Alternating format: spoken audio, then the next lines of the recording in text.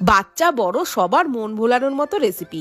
এই ধরুন অনেক বাচ্চারাই সবজি খেতেই চায় না, কিন্তু এইভাবে বানিয়ে দিলে একদম চেটে পুটে খেয়ে নেবে। আর এতটাই টেস্টি হয়, বড়রাও কিন্তু চেয়ে চেয়ে খাবে।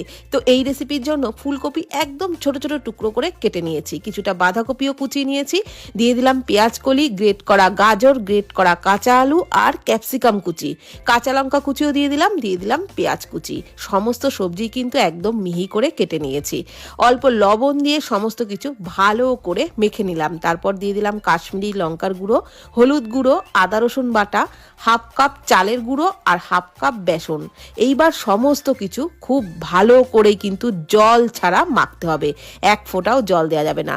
খুব ভালোভাবে মেখে নেওয়া হয়ে গেলে ওর থেকে অল্প অল্প পরিমাণে নিয়ে এইভাবে গোল্লা পাকিয়ে পকোড়াগুলো তৈরি করে নিতে হবে। তারপর কড়াইয়ে সাদা তেল গরম করে নিয়ে পকোড়াগুলোকে ছেড়ে গ্যাসের ফ্লেম লো টু মিডিয়ামে রেখে উল্টে